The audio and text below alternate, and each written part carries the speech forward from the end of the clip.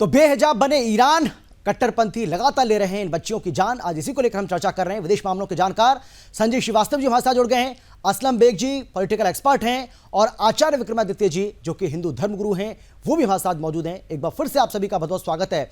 लेकिन आचार्य विक्रमादित्य जी, मैं आपके पास आना चाहूंगा और सवाल मेरा आपसे यह है, मैं आपसे ये जानना चाहूंगा किस तरीके से आप देख रहे हैं जिस तरीके से ईरान में लगातार इन बच्चियों को निशाना बनाया जा रहा है, उनके ऊपर अत्याचार किया जा रहा है, रासायनिक हमले उनके ऊपर किए जा रहे हैं, जहर उनको दिया जा रहा है। यानी कि साल 2022 नवंबर का वो महीना जब से ये शुरू हुआ है और उसके बाद से अभी भी लगातार ये चल रहा है। जो नंगा नाच वहां पर मजहबी कट्टरता का देखने को मिल रहा है ईरान में, आप कैसे देख रहे हैं उसको, क्या कहेंगे उसे लेकर? जो खबर आप दिखा रहे हैं और जो विश्व में घट रही है भयावह, वो इतनी खतरनाक है कि उसको सोच के ही आपके शरीर में इस प्रकार का एक वातावरण बन जाता है कि आप 21वीं सदी में 21वीं सदी में आज विश्व में जी रहे हैं।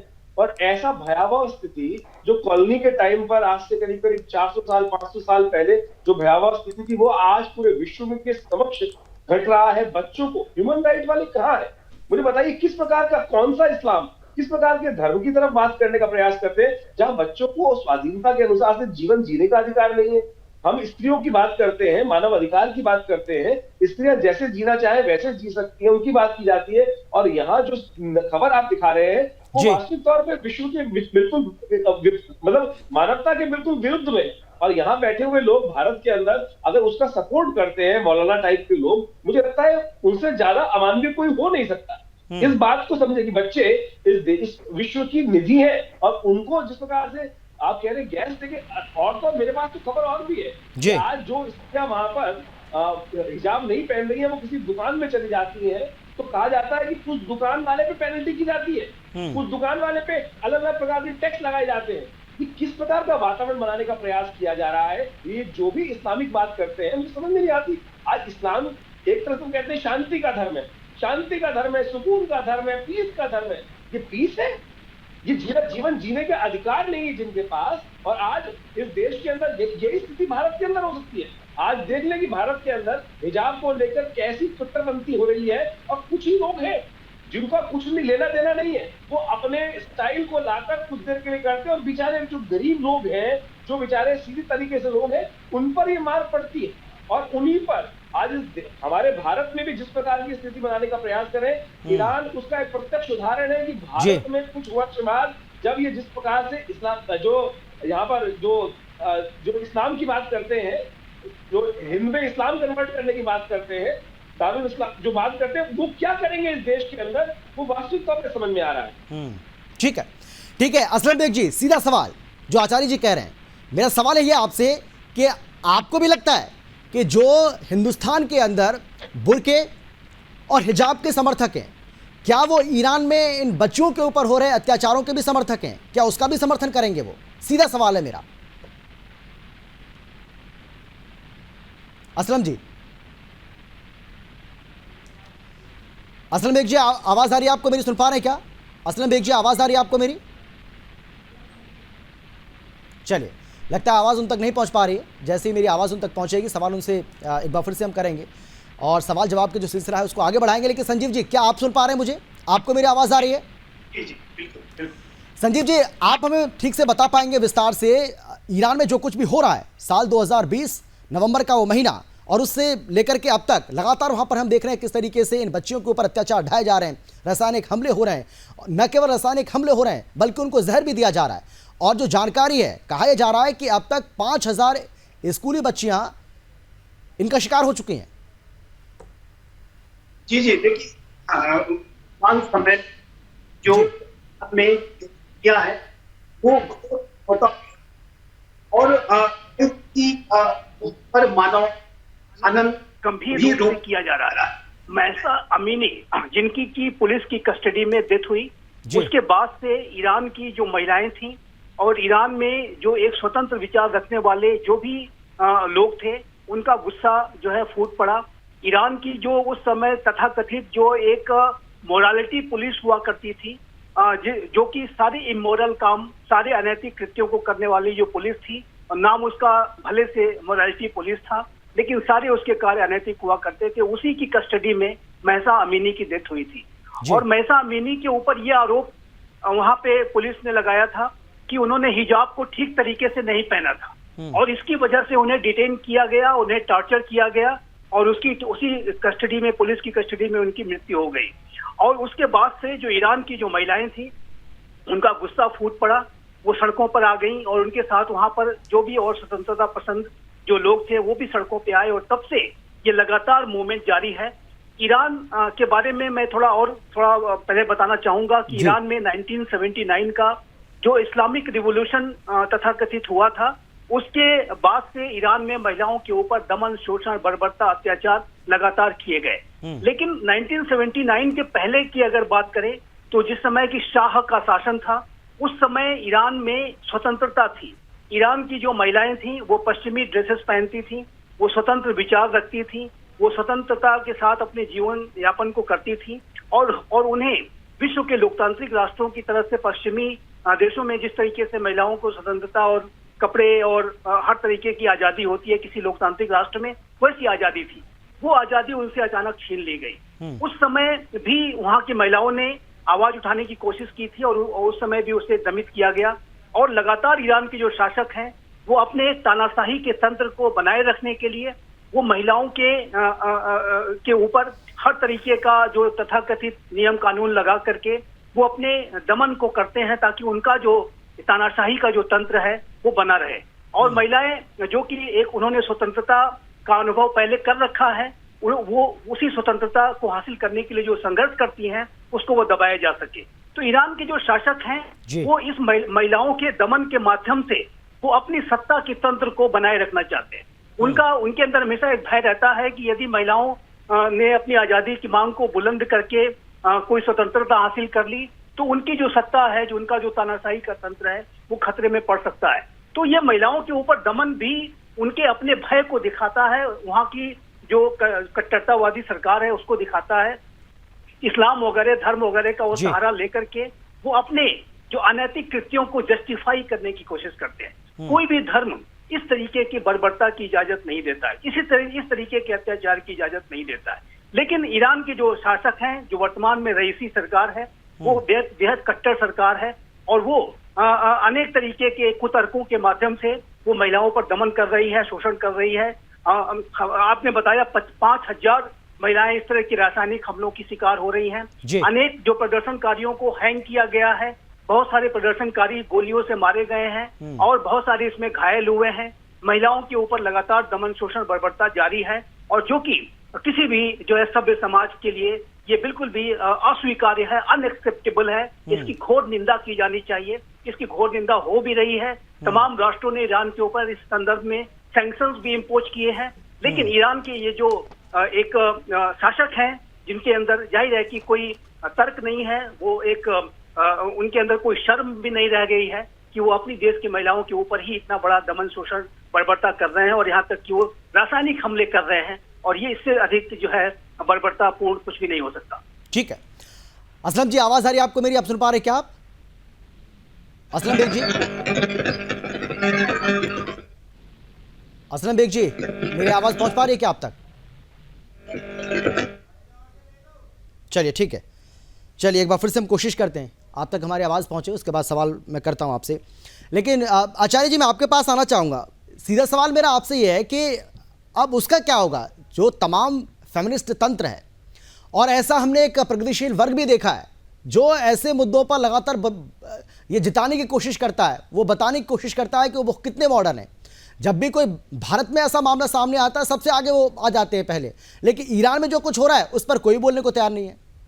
बिल्कुल, उनके सबके मुंह में दही जम गई है। जितने भी कम्युनिस्ट के लोग हैं, जो सेकुलर, जो अपने आप को प्रेजेंट करने की बात करते हैं, उनको वहां पर मानवता नहीं दिखाई देती, वहां बच्चियां नहीं दिखाई देती है। जिस प्रकार से छाती पीटने के लिए बैठ जाते हैं, यहाँ पर आपने वो घटना देखी होगी किस प्रकार से कर्नाटक के अंदर एक घटना घटी थी, और पूरे के पूरे हमारे सेकुलर लोग जो थे यहाँ पर आगे छाती तमाम चैनल से पीट रहे थे और जो बातें कर रहे थे, वहां पर मानवता को एक तरफ कर दिया गया था, विमेन लिबरलाइजेशन एक तरफ कर दिया गया था। लेकिन यहाँ बैठे हुए लोग इस बात को वास्तविक सोचे, मुझे तो भविष्य साफ साफ दिखाई देता है कि ये घटनाएं जितनी ज्यादा बढ़ेंगी, इस्लाम का भयावह स्वरूप लोगों के सामने आएगा, और इनके लोग अपने आप इस तंत्र से घृणा करने लगेंगे। ये जितना आतताई की तरह काम करने का प्रयास कर रहे हैं, ये आतताई था। यह आतंक है वास्तविक तौर पर। जिस प्रकार का एक व्यक्ति एक वर्ग को, स्त्रियों को क्या जीवन जीने का अधिकार नहीं है?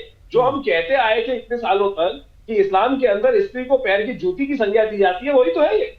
जीवन जीने का अधिकार नहीं दिया जा रहा है, तो वही तो हाल है। आप भारतीय संस्कृति देखें, हम इस देश के अंदर जहां स्त्री की सर्वोपरि पूजा करने की बात करते हैं, यत्र नारेस्तु पूजन्ते रमन्ते तत्र देवता की बात करते हैं, और इसका प्रतिपादन पूरी भारत की संस्कृति में किया जाता है। और यहाँ बैठ जो बहुत सारे सेकुलर लोग रहते हैं, हमारे डिबेट्स में बहुत बार रहते हैं, और वो किस प्रकार का अनर्गल प्रचार करते थे, लगातार उल्टी सीधी बातें बकवास करते थे, लेकिन यहाँ पर उनको कुछ नहीं दिखाई दे रहा। यहाँ वो सब चुप है, और यहाँ बैठे हुए लोग भी, आप मुझे समझिए कि जब किस प्रकार का धर्म है, वास्तविक तौर धर्म की जो वास्तविक ज्ञानता है ना, वो सामने आ रही है। और मैं तो कहूंगा कि ये जो चला रहे हैं ये सिस्टम, कुछ ही वर्ष में पूरे विश्व के अंदर इनका भयावह स्वरूप सामने आएगा, तो लोग इनसे अपने आप घृणा करेंगे, इनको अपने आप गैर मानवीय मानना शुरू कर देंगे, और वही इनका पतन का कारण बनेगा। आज साफ साफ समझना चाहिए कि जब जी, हाँ महाराज जी बोलिए, महाराज जी आप बोलिए। आप इस्लाम को स्टडी कीजिए। अच्छा, आसलम जी आपको आवाज आ गई, ठीक है। नहीं तो इस्लाम असलम जी अब सवाल तो सुन लीजिए, उसके बाद आप बोलिएगा प्लीज। पहले सवाल सुनिए। असलम जी मेरी आवाज पहुंच रही है क्या आप तक? छोटे बच्चों को जहर देके मार दो। असलम जी मेरी आवाज पहुंच रही है क्या आप तक?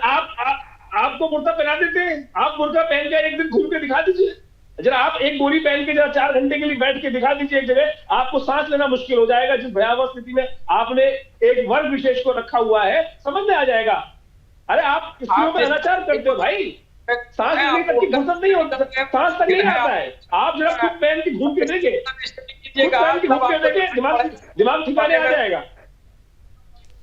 अरे असलम साहब की आवाज को थोड़ा ठीक करिए, असलम साहब की आवाज नहीं आ रही है अच्छे से, इनका हाँ इनकी आवाज को थोड़ा ठीक करिए। उन्होंने भी इस तरह की घटना किया है, करता है, वो निश्चित ही इंसानियत का दुश्मन है, और एक कत्ल करने वाला को कभी इस्लाम बढ़ावा नहीं देता। और आप कह रहे हैं कि ये इस्लाम का स्वरूप है, तो महोदय आप बड़े धर्मगुरु हैं, आपसे मेरा विनम्र निवेदन है कि पहले आप इस्लाम को पढ़िए और तब इस्लाम को हमें पढ़ने की जरूरत क्या है भाई साहब? सामने जो आतंक हो रहा है वो सामने समझ में आ रहा है, आतंक है। आप जबरदस्ती किसी को व्यक्ति को आप जो आप भारत में कहते हैं वो पहनना चाहता है पहनने दे, लेकिन इस्लाम के अंदर आप कह रहे हैं कि नहीं जबरदस्ती पहनाएंगे। अफगानिस्तान के अंदर क्या हुआ? अगर वो लड़की नहीं पहनती है उसको कोड़ों से मारते हैं। अरे भाई 21वीं सदी में है, 21वीं सदी के अंदर कोड़ों की सजा दोगे आप सिर पे बंदूक रख दोगे, AK-47 से गोली मरवा दोगे? क्या स्थिति चल रही है? क्या और ये जहां इस्लामिक लॉ है वहां सब जगह यही स्थिति हो रही है। हर जगह इस्लामिक स्थिति के अंदर यही हाल किया जा रहा है। ये मानव नहीं कहने जा सकते। ये शांति का धर्म तो मजाक बनने वाले आपकी स्थिति साफ साफ दिखाई दे रही है। अपनी शक्ल पहले जाकर ठीक कर लो, अपनी शक्ल जाकर ठीक कर लो, अपनी शक्ल को पहले ठीक करके आओ। 12 बजे हुए शक्ल के ऊपर यहाँ बैठ के आप विवेचना कर रहे हो, यहाँ वहां लड़कियों की हत्या करवा रहे हो, बच्चों की हत्या करवा रहे हो। आचार्य जी अब एक एक करके अगर अपनी बात आप दोनों रखेंगे तो ज़्यादा सही रहेगा, क्योंकि अगर आप बोल रहे हैं ना तो उनकी आवाज़ दब रही है। असलम जी अब आप बोलिए और सवाल भी मेरा सुन लीजिए। असलम जी और कि आपको देख कर कहीं भी इस्लाम को छोड़ के आ जाएगा, लेकिन सवाल तो सुनिए। अरे असलम साहब सवाल सुनिए। मेरा सवाल सीधा आपसे ये है, मैं आपसे ये जानना चाह रहा हूँ कि जो भी ईरान में जो कुछ भी हो रहा है, भाई आप हिजाब का समर्थन कर सकते हैं, आप बुर्के का समर्थन कर सकते हैं, और कर्नाटक में जो कुछ हुआ हमने सबने देखा है किस तरीके से आप लोग एकजुट हो गए इस पूरे मसले पर। तो सवाल मेरा आपसे ये है कि आप बुर्का और हिजाब का समर्थन करिए, कोई दिक्कत नहीं। वैसे तो उनकी जो बच्चियां हैं उनकी वो मर्जी के हिसाब से चलना चाहिए, इसमें जिस तरीके से आप लोग ज़बरदस्ती करते हैं वो बिल्कुल भी ठीक नहीं है, उसका समर्थन कोई नहीं कर सकता है। लेकिन मेरा सवाल आपसे यह है कि जो अत्याचार उन बच्चियों के ऊपर हो रहा है ईरान में, क्या आप उसका भी समर्थन करते हैं? क्या उनके साथ जो ज़बरदस्ती हो रही है उसका भी आप समर्थन करते हैं? वो ठीक हो रहा है क्या? असलम साहब,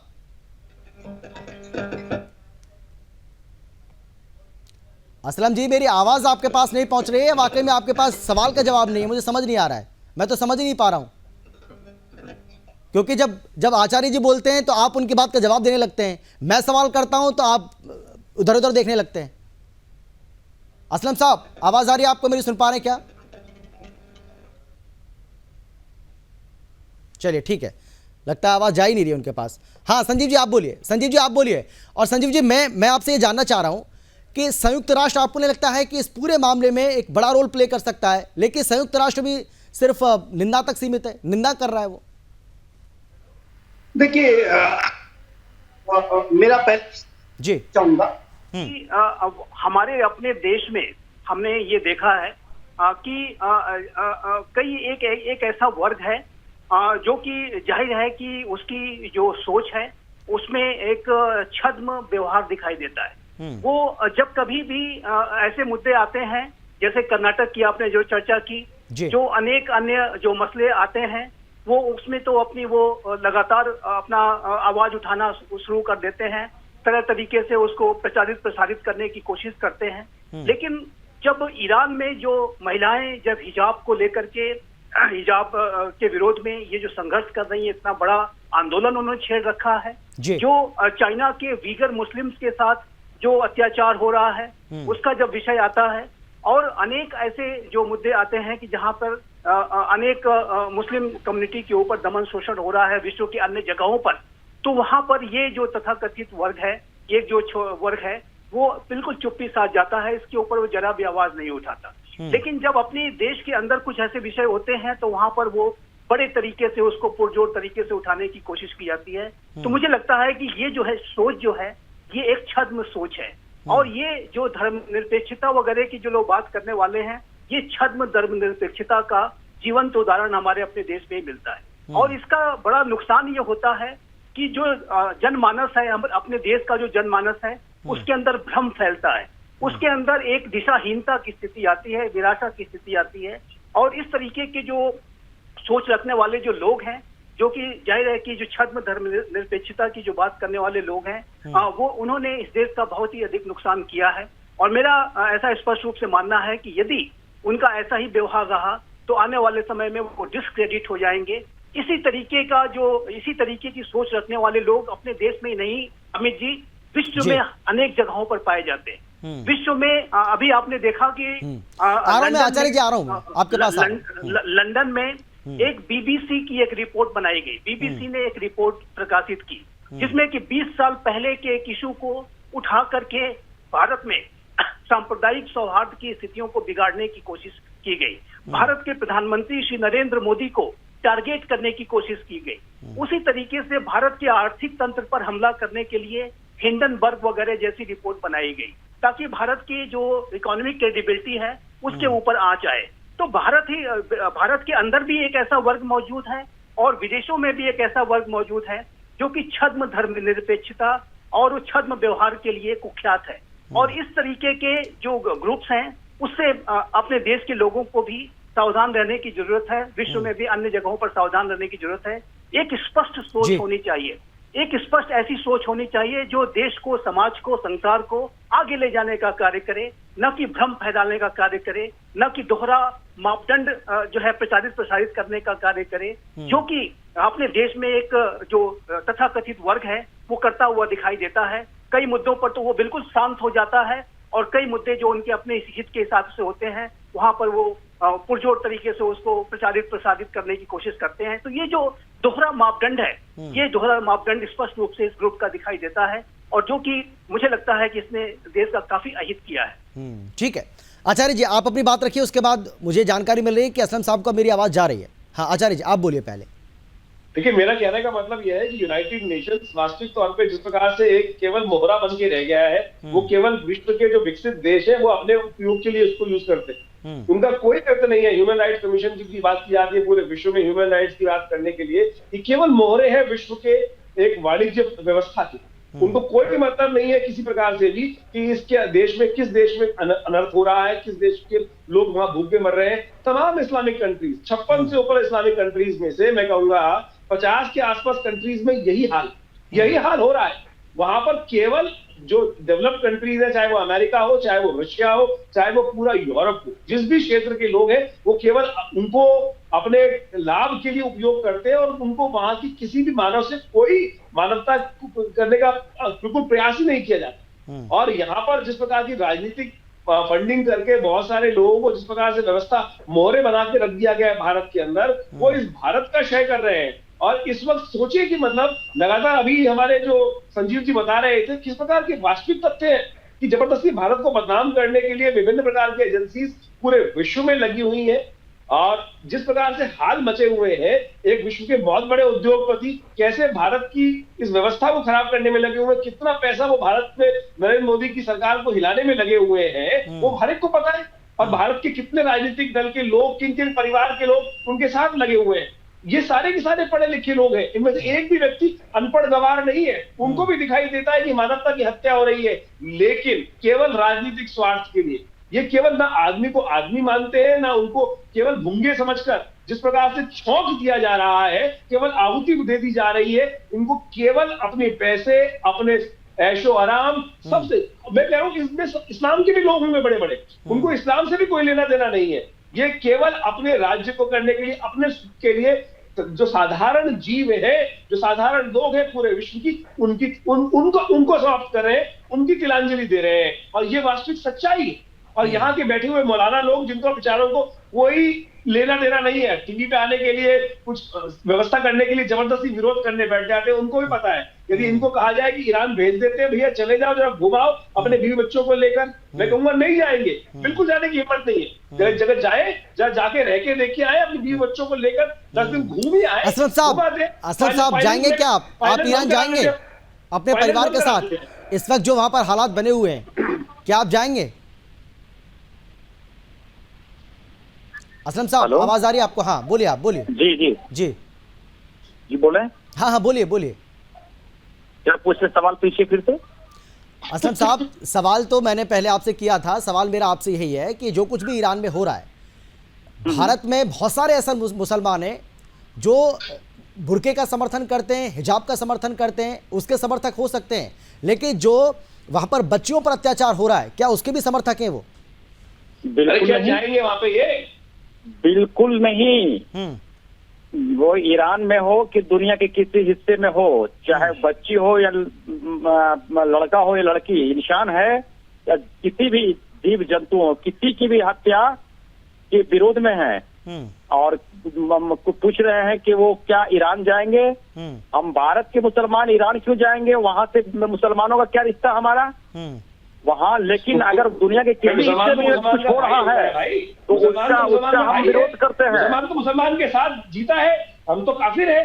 हमारे तो हम तो आपको हम तो दुश्मन दिखाई देते हैं भाई, हम तो इंसान थोड़ी दिखाई देते हैं। हम तो बिल्कुल नहीं, वो दिखाई देते हैं कि यही प्रोपेगेंडा उड़ा रहे हैं। जुम्मे के बाद आप यही सब लोगों को भ्रमित कर रहे हैं। आप तो अपने भाइयों का ये संदेश नहीं है कि आप इंसान नहीं है।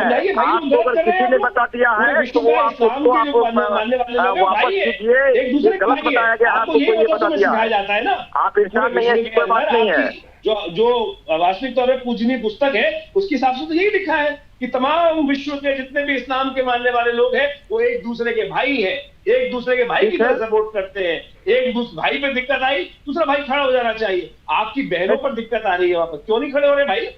मना करके आगे आओ। जी हाँ, वो दुनिया के किसी हिस्से में हो, अगर उस पर कुछ किसी के ऊपर भी हो रहा है तो इसकी मुखालिफत करते हैं, इनका विरोध करते हैं।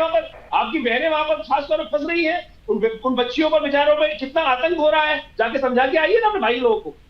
समझा रहे हैं, टीवी के चैनल में बैठे हैं, बड़ा चैनल है, इसके माध्यम से हम लोग ऐसे लोगों को सपोर्ट कर रहे हैं। गोली डाल देते हो, अपने घर में जो बाल मचा रखा है वो दिखाई दे रहा है, अपने यहाँ आतंक मचा रहे हो, वहां समझाने की बात कर रहे हो, समझा रहे हो, तुम समझाने के लिए बैठे हैं यहाँ पे। जी हाँ बोलिए बोलिए असलम साहब बोलिए। मैं ये बोल रहा हूँ अमित सर कि ईरान में या दुनिया के किसी भी हिस्से में अगर किसी का कत्ल हो रहा है तो इस्लाम उसके मुखालिफत करता है। एक इंसान का खून बहाना पूरी इंसानियत का खून बहाना के बराबर है।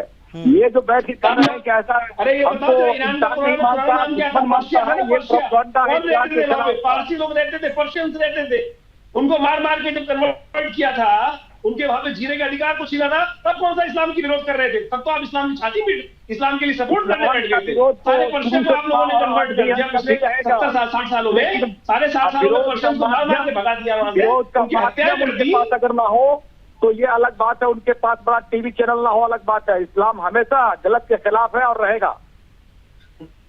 कश्मीर में हाल बुरा कर दिया, कश्मीर के अंदर व्यवस्थाएं खराब कर दी, कश्मीर के अंदर हिंदुओं को निकाल के बाहर कर दिया, कितना आतंक किया, कितना बलात्कार हुआ, किस प्रकार से लड़कियों स्त्रियों के स्तन काट दिए गए।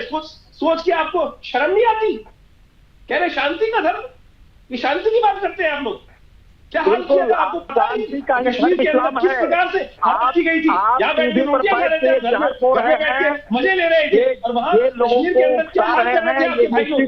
और आज भी अच्छी बात नहीं है, क्या हाल बचा रखा है, कहते हैं शांति का धर्म का संदेश देना चाहिए। आप बैठे हैं इतने बड़े चैनल पे, आपको देश और दुनिया को आपकी बात सुन रहे हैं, उनको इसलिए संदेश ही दे रहे हैं भाई, शांति का संदेश देना चाहिए। और इस्लाम हमेशा शांति का संदेश दिया है।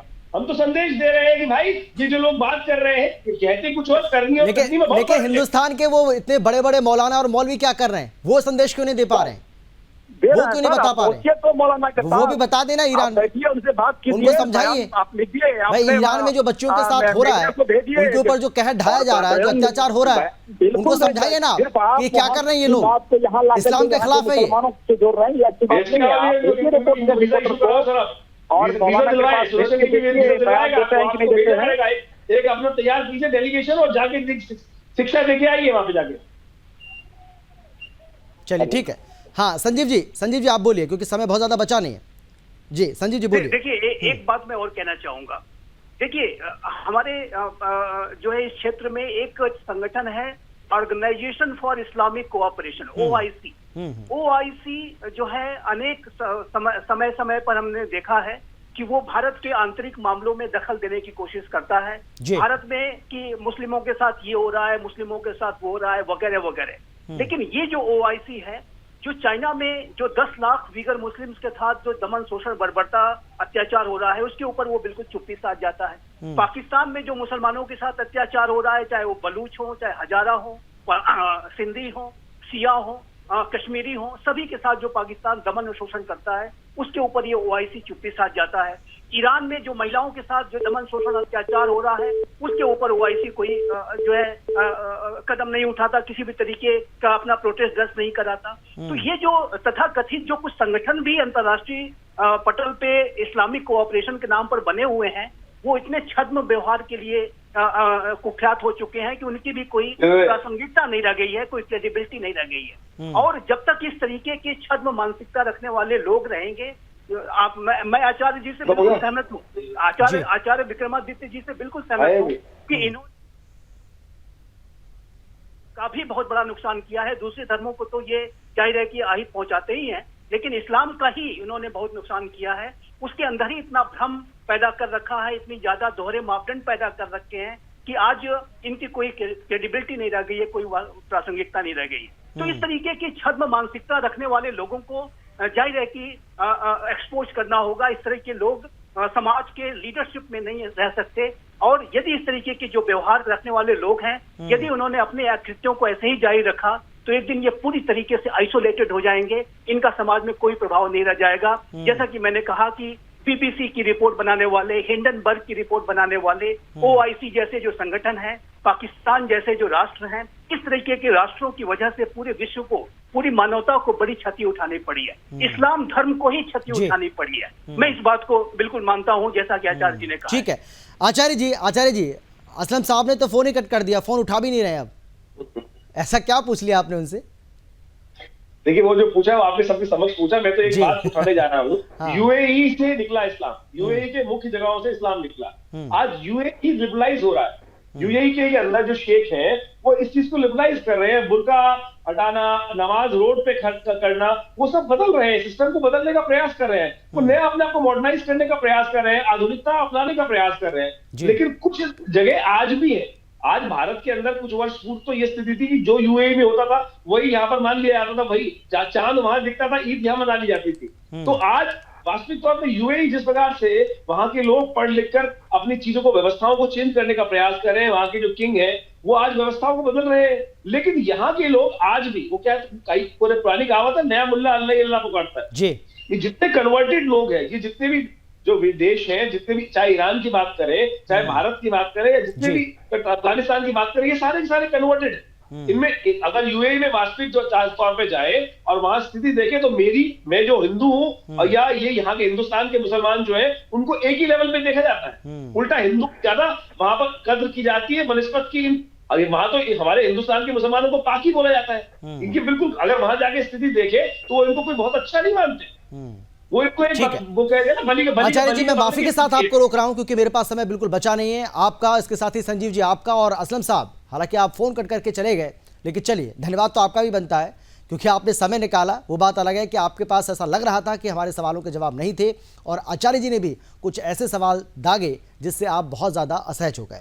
लेकिन बात सवाल वही घूम फिर कर आ जाता है जो हम बार बार पूछ रहे हैं कि तमाम फेमिनिस्ट तंत्र इस समय ईरान में बच्चियों के साथ हो रहे इतने बड़े षड्यंत्र पर आखिर चुप्पी क्यों साधे हुए है और कथित प्रगतिशील वर्ग ईरान में मजहबी कट्टरता की शिकार होती इन मासूम लड़कियों पर क्यों नहीं बोल रहा है। और सवाल यह भी है कि संयुक्त राष्ट्र ईरान सरकार की आलोचना तक ही क्यों सीमित हो गया। क्या इन बच्चियों को अपना जीवन जीने का अधिकार नहीं है अपने तरीके से? क्या अपना जीवन भी ये बच्चियां नहीं जी सकती हैं? और सबसे बड़ा सवाल हमारा वही है हिंदुस्तान के लोगों से, भारत के हिजाब समर्थक ईरान में हिजाब विरोधी छात्राओं पर हो रहे अत्याचार के समर्थन में भी हैं क्या? फिलहाल इतना ही, लेकिन देश और दुनिया की बाकी खबरों के लिए आप देखते रहिए सुदर्शन न्यूज़। नमस्कार।